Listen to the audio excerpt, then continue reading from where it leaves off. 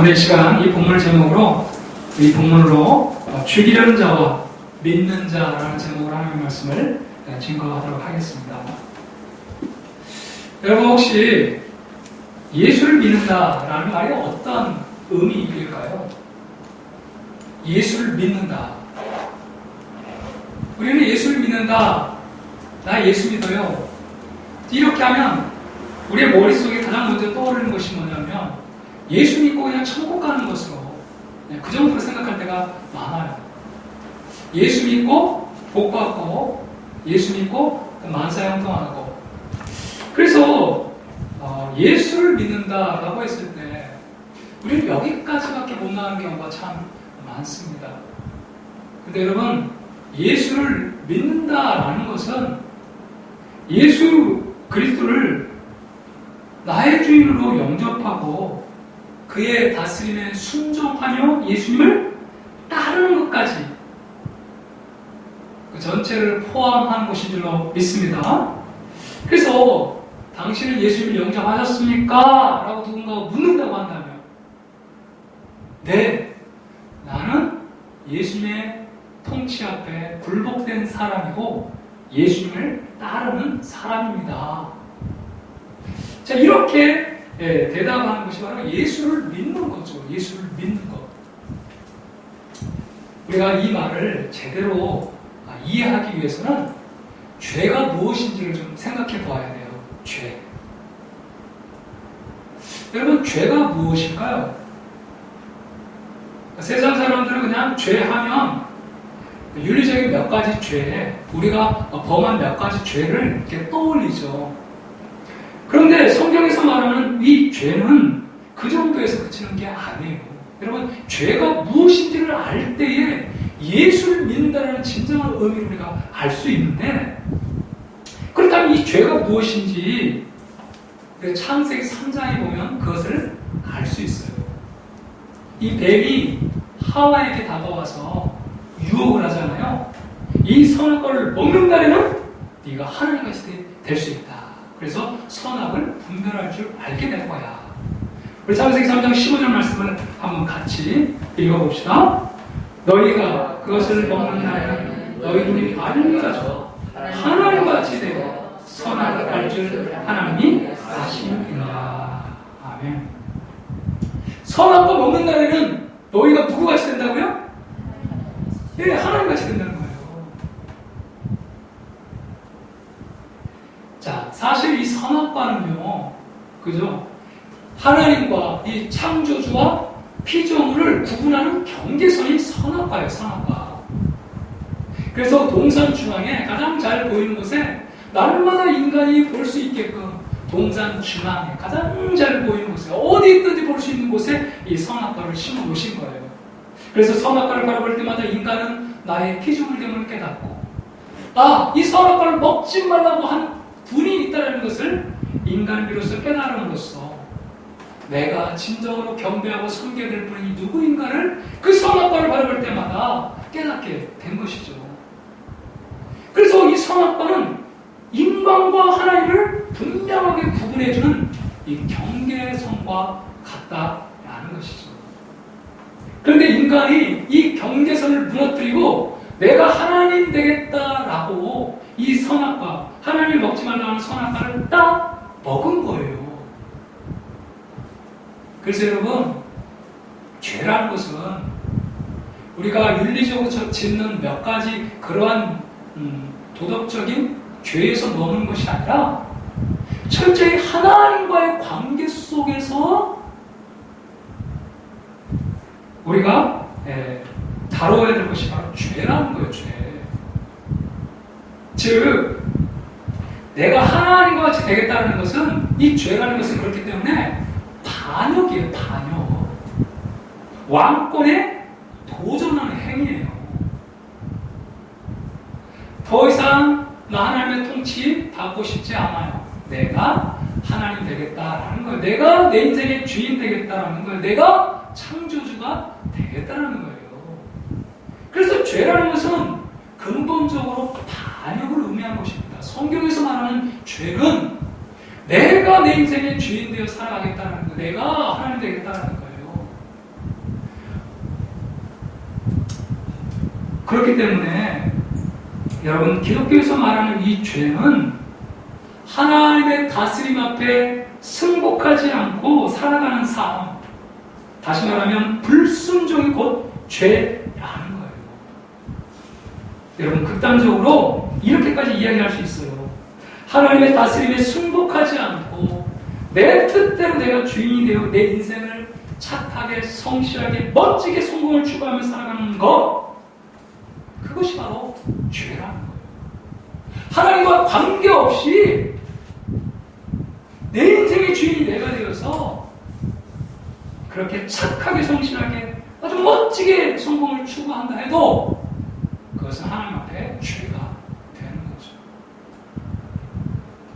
이 세상 관점으로는 도저히 이해할 수 없는 말입니다.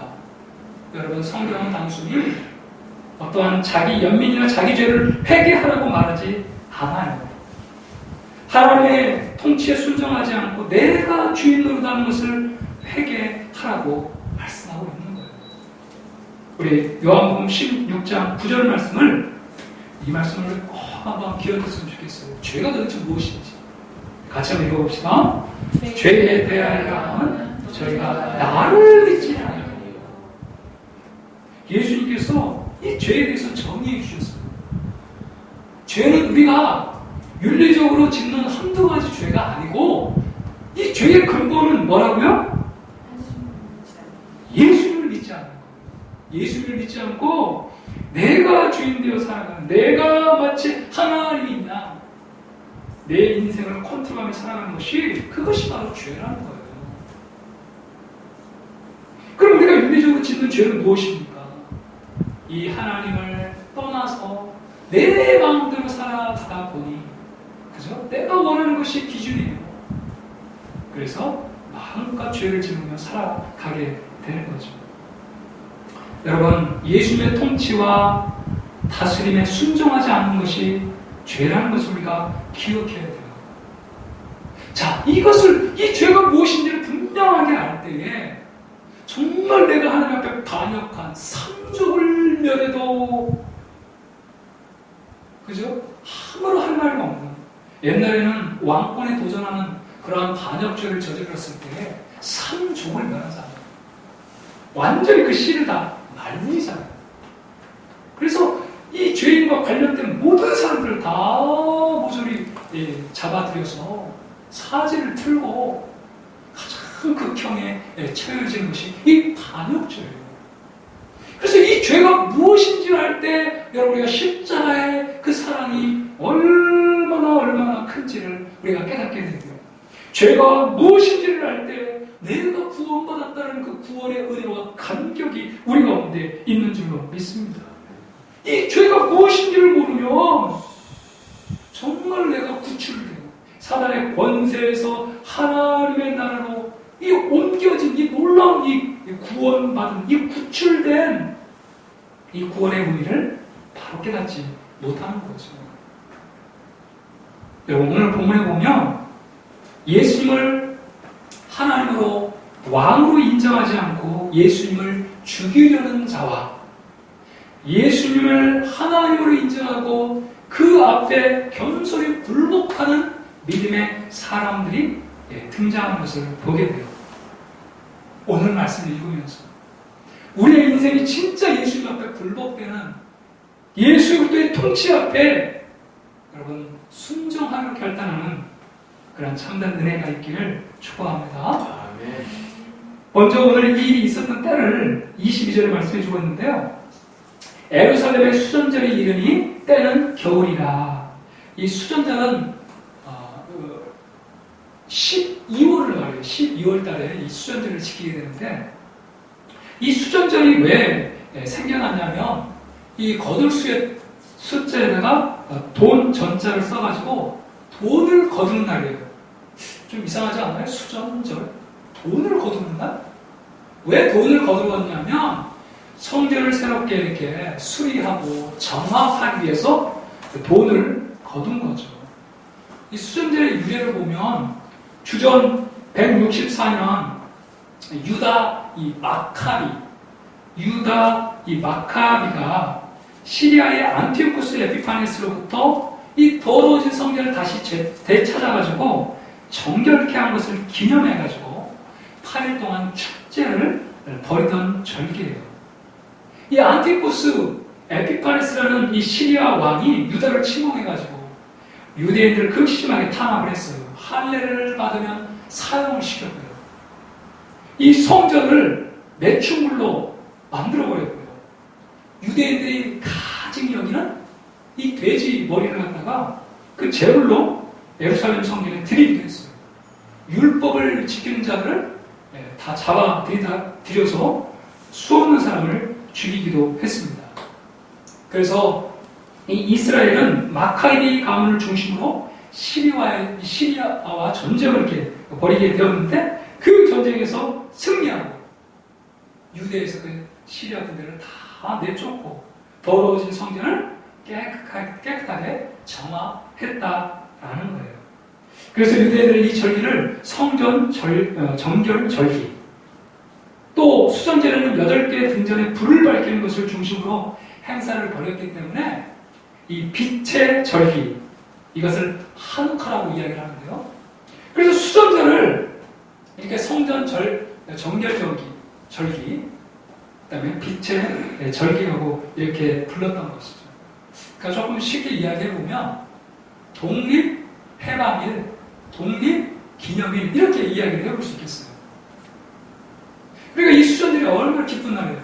우리도 8.15 광복절에 참 기뻐하며 그 나라가 일본 36년의 압제하에서 해방된 날을 기념하지 않습니까? 유대인들도 이 수전절날 이렇게 정말 더러워진 성전을 정결케 했던 그 날을 기념하면서 축제를 벌였던 것이에요. 바로 그 수전절날, 그 독립기념일에 예수님께서 솔로몬 행각에서 가르칠 바로 그때였어요.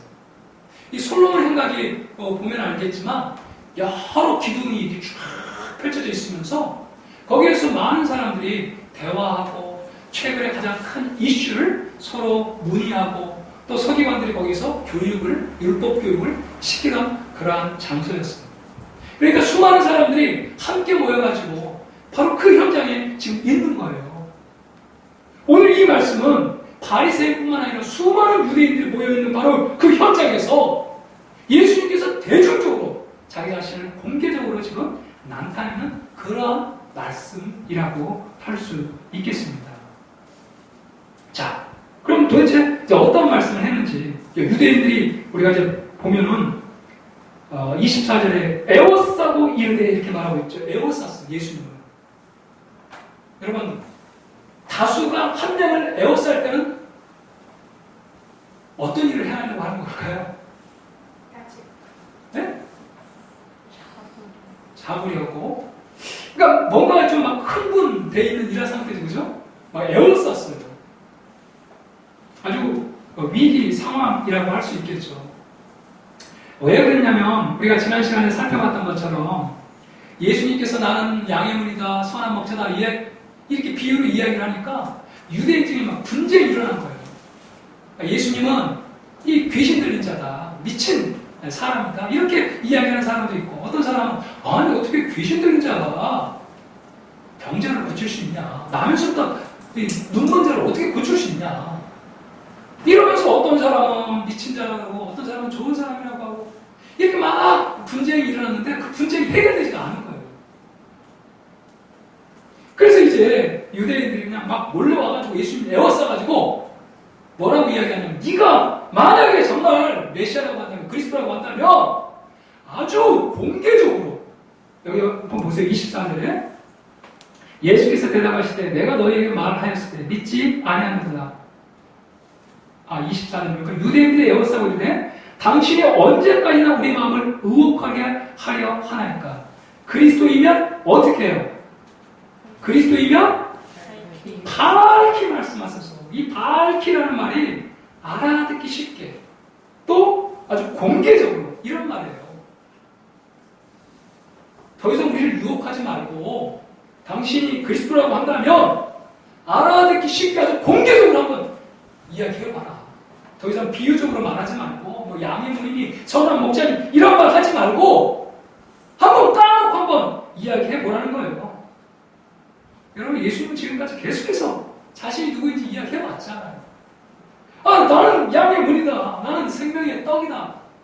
나는 선한 목자다. 이 정도 이야기를 하면 좀 알아들어야 되는데, 이들은 또 공개적으로 알아듣기 쉽게 또 이야기하라는 거예요. 그래서 예수님께서 이제 너무 분명하게 알아듣기 쉽게 공개적으로 25절부터 이야기를 하는 것이죠. 뭐라고 이야기합니까? 예수님께서요. 내가 내 아버지의 이름으로 행하는 일들이 나를 증거하는 것이거늘. 그죠? 너희가 내 양이 아님으로 믿지 아니하는도다. 내 양은 내 음성을 들으면 나는 그들을 알며 그들은 나를 따르느니라. 이렇게 말씀을 하고 있죠. 예수님께서 말씀하시는 게 뭐예요? 지금 이 말씀을 하시는 거예요. 아버지께서 아버지의 이름으로 행하는 그 일들이 나를 증거하는 것 아니냐. 여러분, 예수님이 하신 일이 뭘까요? 예수님이 하신 일.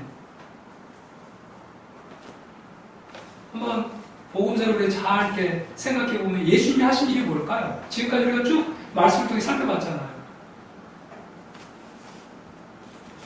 포로된 자를 자유케 하고, 그죠? 눈먼 자의 눈을 뜨게 하고, 눌린 자를 온전히 자유케 하는 그런 일들. 이게 다 아버지의 일이거든요. 우리 누가복음 4장 18절 말씀을 한번 같이 읽겠습니다. 시작.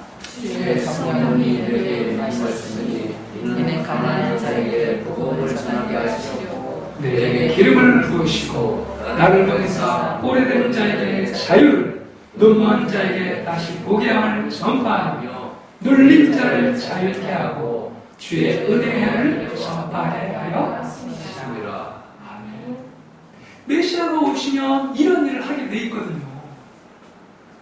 그래서 예수님은 간 곳곳마다 귀신에게 포로잡혀 있는 그러한 사람들을 귀신을 쫓아내 주셔서 해방시켜 주시고, 앞을 보지 못한 맹인의 눈을 뜨게 하심으로 그의 육적인 눈뿐만 아니라 영적인 눈을 열어주시고, 삶에 눌린 사람들, 질병에 눌린 사람들, 관계에 눌린 이러한 사람들을 직접 찾아가셔서 그 눌림에서 해방시켜 주신 분이 예수님 아니냐 이란 말이에요.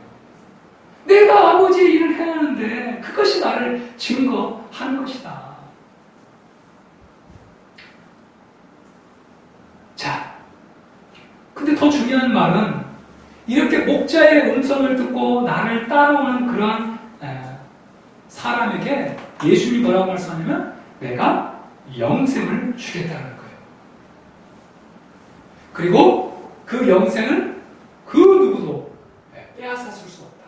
나에게 오는 자, 그 어느 누구도 빼앗을 수 없다라고 말씀을 하고 있죠. 28절에 내가 그들에게 영생을 주노니 영원히 멸망하지 않을 것이요. 또 그들을 예수님의 손에서 빼앗을 자가 없다라는 거예요. 여러분, 왜 예수님의 손에서 뺏을 자가 없습니까? 그 이유를 예수님께서 29절과 30절에서 분명히 말씀하고 있는 거예요. 그들을 주신 내 아버지는 만물보다 크시네. 아무도 아버지 손에서 빼앗을 수 없느니라. 나와 아버지는 하나이니라 하시네. 이거 한번 보세요. 예수님께 오는 그 어느 누구도 예수님의 손에서 빼앗을 수 없어요. 여러분, 우리가 잘 생각해보면 세상의 지도자는요, 자기 마음에 안 들면 버리기도 하고 또 지위와 그 명예를 빼앗기도 하잖아요. 트럼프 대통령을 한번 보면 자기 말 안 들으면 그냥 바로 갈아버려요. 그렇죠? 그래서 또 자기 말 잘 듣는 사람을 이렇게 심어놓고, 그래서 얼마나 많은 사람들이 그 밑에서 이렇게 쫓김을 당하는지 우리가 볼 수 있잖아요. 그런데 여러분, 우리 예수님은 그에게 온 그 어떤 누구든지 정말 결코 그를 내쫓지 않으시며 영원히 빼앗기지 않고 보호하시겠다고 말씀하고 있는데, 왜 그러냐면 만물보다 크신 그 하나님이 나와 하나이기 때문이다. 하나님이 만유보다 크시다고 한다면 예수님도 만유보다 크신 분이죠. 하나님께서 그 어떤 하나님의 손에 붙잡힌 사람을 빼앗길 수 없듯이 우리 예수님께 온 그 어떤 양도 여러분 예수님에게서 빼앗을 수 없는 줄로 믿습니다. 왜 그러냐면 바로 예수 그리스도가 하나님이시기 때문에 그렇다는 거예요. 사랑하는 여러분, 이 예수님의 육성이 좀 우리의 신앙 가운데 들렸으면 좋겠어요. 그냥 이 자리에 앉아있는 게 아니고요. 그냥 이 자리만 예배드리는 것이 아니고요. 아버지와 내가 하나이다라는 이 주의 음성이 좀 들렸으면 좋겠어요. 여러분, 이 음성이 들려야 우리가 예수님 앞에 우리의 인생을 맡길 수 있지 않겠어요? 여러분, 예수님은 어떤 분입니까? 나와 아버지는 하나라고 말씀하신 그 예수님이 어떤 분이에요? 그분은 양의 문이고 선한 목자이신 줄로 믿습니다. 자기 아들 자기를 버려 나를 살려내실 수 있는, 그리고 살려내신 그분이 바로 예수 그리스도 아닙니까? 내가 너희를 구원하기 위해 이 땅에 온, 육신을 입고 이 땅에 온 하나님이다. 이 음성이 정말 우리 가운데 들렸으면 좋겠어요. 이 음성이 들릴 때만이 우리가 주님 앞에 굴복할 수 있는 줄로 믿습니다. 그리고 이 선한 목자이신 예수님께 내 인생을 맡기고 주님을 따라갈 수 있는 줄로 믿습니다. 여러분, 예수님은 아주 공개적으로 이 이야기를 하고 있는 거예요. 이렇게 이야기를 하면 예수님께서 반드시 유대인들의 핍박을 받고 또 이 돌로 죽임을 당할 수 있는 상황을 예수님이 아셨을까요? 몰랐을까요? 아셨죠. 그럼에도 불구하고 이것이 진리니까, 이것이 사실이니까, 이것을 알아야만이 우리가 구원을 받을 수 있으니까, 이것을 알아야만이 선한 목자이신 예수님을 따라갈 수 있기 때문에 예수님은 애워싸는 그런 무리 가운데서 공개적으로 자기 자신을 지금 드러내고 있다는 거예요. 나와 아버지는 하나이니라. 나를 믿어야 너희가 산다. 나를 믿어야 이 악한 세상에, 악한 사나의 권세에서 노임을 받을 수 있다. 그럼에도 불구하고 예수님은 자기 자신이 누구인가를 먼저 말씀하시잖아요. 나는 양의 문이다. 나는 선한 목자다. 도적은 죽이고 멸망하려고 오지만 나는 나를 버려 너희를 살리게 이 땅에 온 선한 목자다. 그러면서 하나님께서, 이 예수님께서 자기 자신이 하나님이심을 분명히 공개적으로 지금 드러내고 있다라는 것입니다. 여러분, 이 음성이 우리 심령 가운데 들려야 돼요. 진짜 하나님이 이 땅에 오셨어요. 우리가 살고 있는 이 지구에 우리 하나님께서 오셨다라는 사실입니다. 하나님이 이 땅에 오셨다고 한다면 여러분, 우리의 가장 근본적인 문제를 왜 해결하지 못하겠냐 이런 말이에요. 이 선한 목자이신 예수님, 내 인생을 맡기고 주님 따라가면 반드시 주님께서 우리 인생을 책임져 주시는 거예요.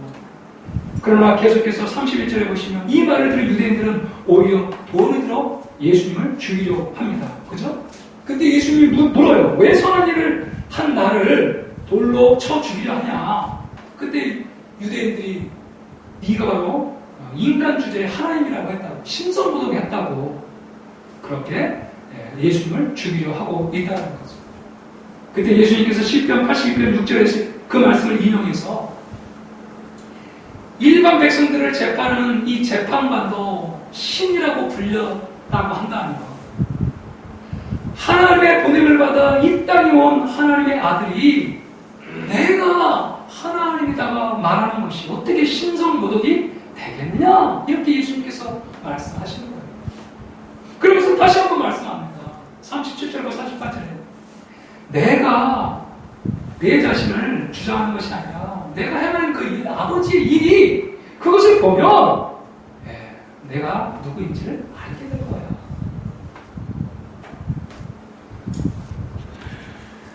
그렇게 이야기를 하고 있는 것이죠. 그럼에도 불구하고 유대인들이 이제 예수님을 잡으려고 하자 예수님께서 그것을 이제 빠져나가시고 세례 요한이 처음으로 세례를 베풀던 그 요단 강가에 다시 이르게 되었습니다. 근데 예수님이 오셨다는 소식을 듣고 많은 사람들이 예수님께 몰려왔어요. 그리고는 이 사람들이 하는 이야기가 무슨 말이냐면 요한이 이 사람을 가리켜 말하는 것은 다 참이다라고 하면서 거기서 많은 사람이 예수님을 믿게 되었다는 거예요. 예수님을 자기 주인으로 그리고 예수님을 믿기로 따르기로 결단했다라는 것입니다. 여러분 오늘 이 본문의 말씀을 우리가 살펴보면서 이 반드시 이 복음이 증거되는 곳에는 죽이려는 자와 믿는 자들이 다 갈린다는 거예요. 초대교회 때도 베드로가 유대인들에게 말씀을 전했을 때 3,000명이 회개하고 예수님을 영접했지만 스데반이 말씀을 전할 때는 돌을 들어 스데반을 죽이는 그러한 사건들을 우리가 목도하잖아요. 이처럼 예수님이 제대로 증거되는 곳에는 이러한 일들이 일어나는 거예요. 너의 참다운 주인 앞에 굴복하고 예수님을 주인으로 영접하는 이 메시지가 선명하게 증거되면 이러한 극단적인 현상들이 벌어지게 되어 있다는 것입니다. 여러분, 왜 바리새인들이 유대인들이 이 지금 예수님을 돌을 들어 죽이려고 하고 있는 것입니까? 바로 자신의 주인됨을 내려놓지 못하기 때문이에요. 그리고 27절 말씀을 한번 같이 읽어보겠습니다. 27절 시작. 내 양은 내 음성을 들으며 나는 그들을 알며 그들은 나를 따르리라. 주의 음성을 듣고 따르는 것이에요. 여러분 예수님을 믿는다는 것은 정말 예수님이 목자인 줄 알고 그 목자가 나의 생명인 줄 알고 예수님을 따르는 것인 줄로 믿습니다. 그런데 유대인들은 바로 예수님을 무시하는 거예요. 나사렛 시골 촌뜨기가 뭐 하나님이라고 하면서 그들이 가지고 있는 선입관으로 예수님을 판단하고 오히려 예수님을 십자가에 못 박여 죽이는 이러한 일들을 자행하고 있다라는 거예요. 여러분 바로 이것이죠. 내 삶에 이 주인이 여전히 내가 주인으로 가며 살아가겠다. 그런데 우리가 기억해야 돼요. 여러분들은 살면서 내가 왜 이럴까? 왜 원치 않는 죄에 계속해서 빠져들까? 이런 고민해본 적이 있지 않습니까? 왜 많은 사람들이 중독에 빠져들고 왜 많은 사람들이 이 중독에서 헤어나지 못하는 것입니까?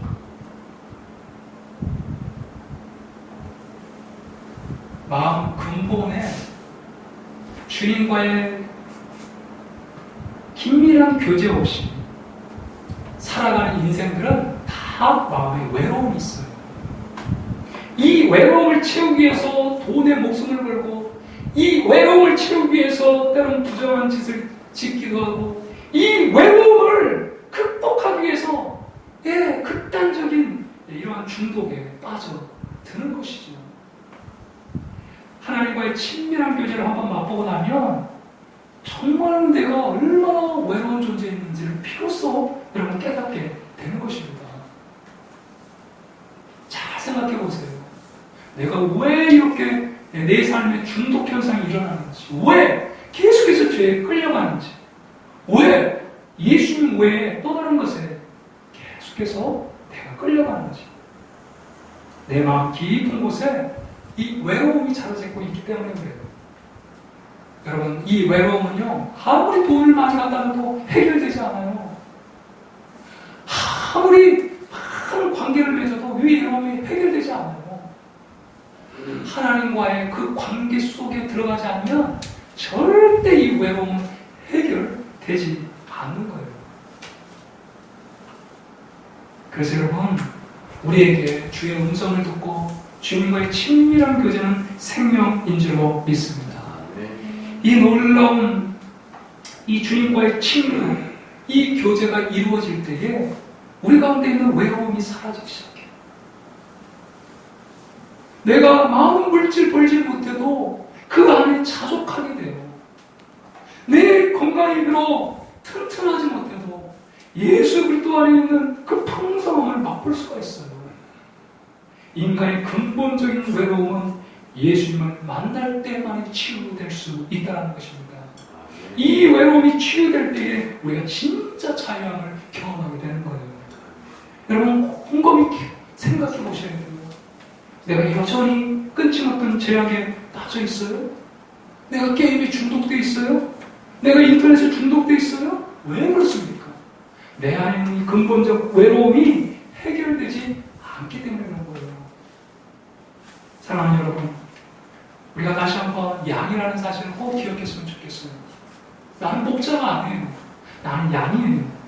여러분, 양은 어떻습니까? 우리가 이 십자를 통해서 계속해서 양에 대해 살펴봤잖아요.